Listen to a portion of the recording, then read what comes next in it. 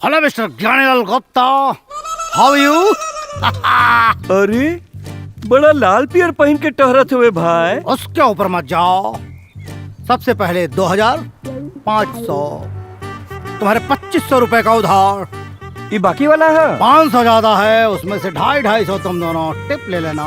जियो से। और सुनो, करे कहाँ से इतना पैसा पागल कि पैसों दे देला से टीपो देता।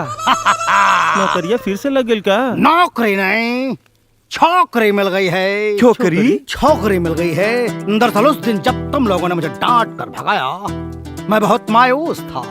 मैं रोड पकड़ कर जा रहा था। अच्छा। जैसे ही गुप्ता रोड पकड़कर गुप्ता चौराहे पर पहुंचा तो मैं टर्न मारा गुप्ता गली में, और गुप्ता गली में गुप्ता निवास के पास एक खूबसूरत लौंडिया ने सीटी मारी। भाई लौंडिया खूबसूरत थी, मैं ऊपर छत पर गया, वो मुझसे लिपट गई। उसने कहा तुम्हारी खूबसूरती पर, तुम्हारी गबरू जवानी पर मैं मर रही हूँ, तुमसे मोहब्बत करना चाहती हूँ। मैंने भी उससे कहा तुम फिदा हो गई हो तो मैं भी तुम्हें पसंद करने लगा हूँ। हम लोगों ने रोमांस किया, उसने हमें पैसे दिए और उसने कहा सिर्फ आओ मुझसे रोमांस करो, तुम्हें पैसे ऐसे ही देती रहूंगी। एक मिनट, पेड़ा कैसे है? 300 रुपया किलो। 500 रुपए पकड़ो, 200 रुपए टिप रख लो और मुझे 1 किलो पेड़ा दो, मुझे बजरंग बली को चढ़ाना है। अरे तो टिप दे। Don't waste time, time is money, money is time, please जल्दी करो। अरे अंग्रेजी मत झाड़ दे थे तो। ना तो लगा क्यों नहीं आवे। हेलो नौकर, तुम खड़े खड़े क्या देख रहे हो? तुमरे के नौकर बुलाता नौकर रहा। नौकर नहीं तो क्या मालिक बोलूंगा, गधे। बाल झड़ गए तुम्हारे पागल कहीं के। हाँ चलो मीठा लाओ, पट पट पट पट पट। दरअसल क्या है कि कल 2 बजे का टाइम मैंने उस लौंडिया को दिया है। लौंडिया ने मुझे 2 बजे अपने घर पर बुलाया है, इसलिए बजरंग बली को प्रसाद चढ़ाकर मैं वही जाऊंगा। Bye bye. ले निकल यहाँ से निकल।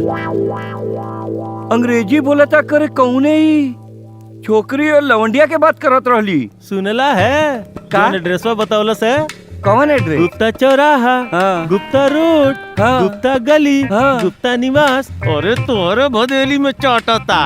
अरे सरवो है बतसवा। हाँ टाइम कितना बतैला सकाल? 2 बजे। 2 बजे? हाँ। कल 2 बजे सारे के रगड़ल जाई जरूर। अरे बतसवा कोड दे तो के।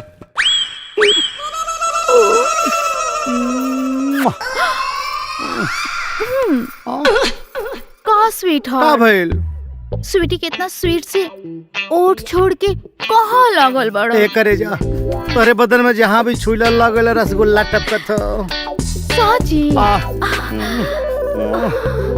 आई तो हर करे जा धलकाता है, तनी तेज का है। आई लगता कि राहु के तू आ गई। राहु के तू भैया, भैया कहाँ जा गले तोहार? अब का होई? अब हम घर के कहाँ छुपाई।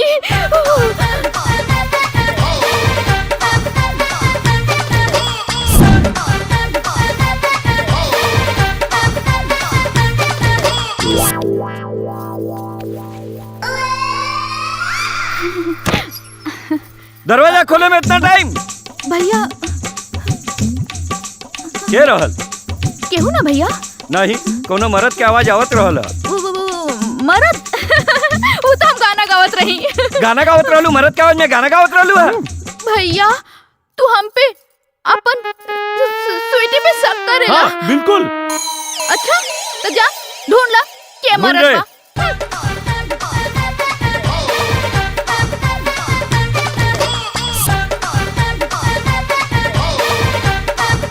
का भैया हो गल सब शक दूर? कुछ ना बहन करे, तू हमार बहन पे शक करत हुए, गलत गलत इल्जाम लगावत हुए। अरे मालिक का चा कचवा बनी है गोलगप्पा। अबे नौकर ठीक से साफ करो, गर्दा दिखना नहीं चाहिए। ओके। अरे पतली कमरिया हिलावे लपा लपा, अरे मालिक का चा कचवा बनी है गोलगप्पा। बड़ा गाना गावत रे भाई। गाना इसलिए गा रहे हैं कि बहुत खुशी की बात है। खुशी? यस। कौन सा ऐसा खुशी मिल गई भैया? कल मैं अपनी गर्लफ्रेंड के साथ रोमांस कर रहा था, अच्छा। तब एक हलकट टाइप राहु और एक चिरकुट टाइप केतु आ गया। वो दोनों दरवाजा खटखटाने लगे, मैं घबरा गया। मुझे लगा कि आज तुम्हें पकड़ा गया, लेकिन हमारी गर्लफ्रेंड बहुत तेज टाइप निकली। उसने कालीन में लपेट कर एक कोने में मुझको खड़ा कर दिया। वो दोनों राहु केतु पूरे घर में ढूंढते रह गए, हमको पाया नहीं और लौट कर चले आए। और उसके बाद मैंने वही कालीन बिछाया, अपनी गर्लफ्रेंड को लटाया, और फिर क्या क्या क्या क्या हुआ जिसकी तुम लोग कल्पना नहीं कर सकते हो।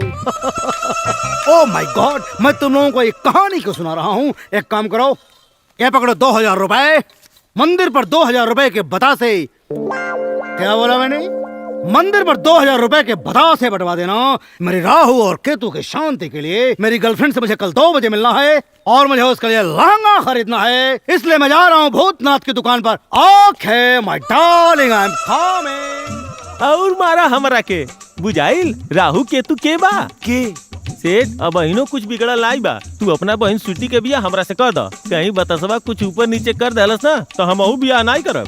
सारे 5 लीटर पेट्रोल के इंतजाम कर, काल जला के बतसवा के राख कर दे राख।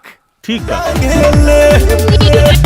हार मांगे ले ना दुनिया हार मांगे ले, आय हाय हार मांगे ले ना दुनिया हार मांगे ले, दुनिया तोहरे जैसन लामा हर भातार मांगे ले, दुनिया तोहरे जैसन लामा हर भातार मांगे ले। दे दो ना लो।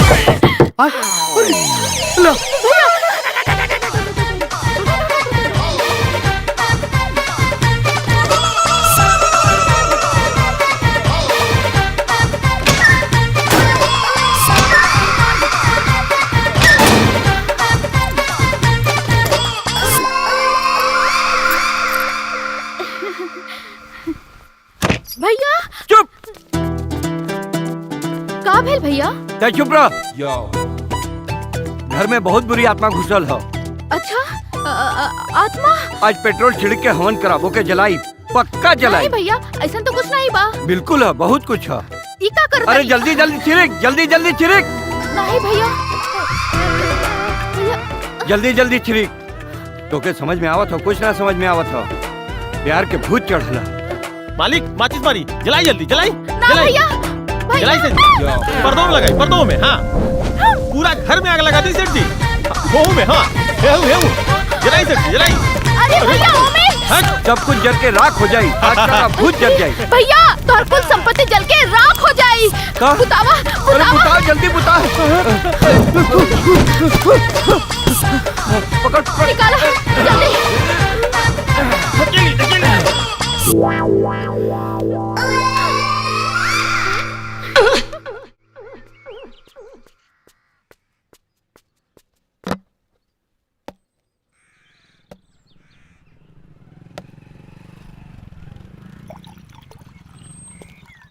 Yo.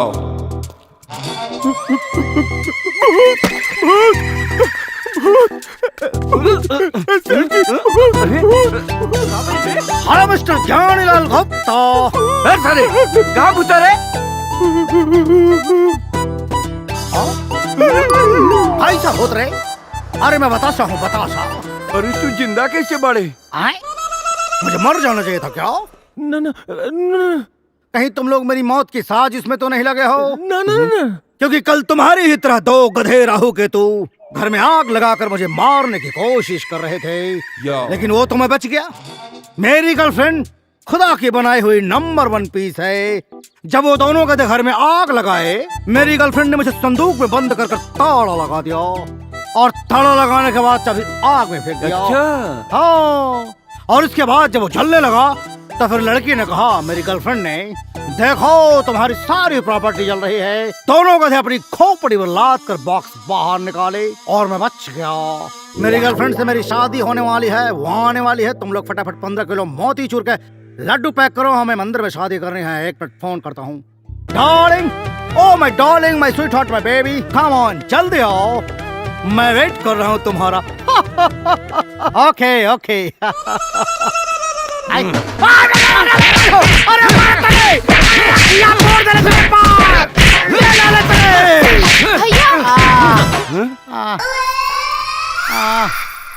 भैया स्वीटी मत मारा इनके। ए स्वीटी, हाँ अरे भाई तारी बत्ती जला था, कुछ लौकात बत्ती नहीं खे। बत्ती बत्ती। भुलाए गेल तोहार अंग्रेजी।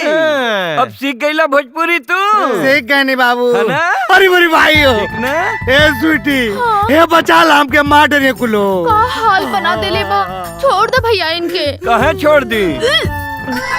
अरे का भैया हम इनका बच्चा के माई बने वाला बानी। ए भैया, ए ज्ञानी गुप्ता भैया, हमके जाए दा, हम जाते हैं लुधियाना। अरे बस सारे। कोई खेती वेती करब कुल भैया, छोड़ दे हमके जाए दा। के कहीं ना जाके मैं ब्याह करके ही जाके पड़ी और कहीं। का करबा ब्याह करके? इतना पेल के मार देले हवा, आँख हो गए हवा अनहर। जितना लड़का बच्चा पैदा हुए सारे कुल अनहर पैदा हुए हैं। अब चाहे अनहर पैदा हो चाहे ढेबर पैदा हो, अच्छा तो के तो ब्याह कर ही के पड़ी ससुर। हमार का होई? तू मामा बन गया सारे। मामा चुप!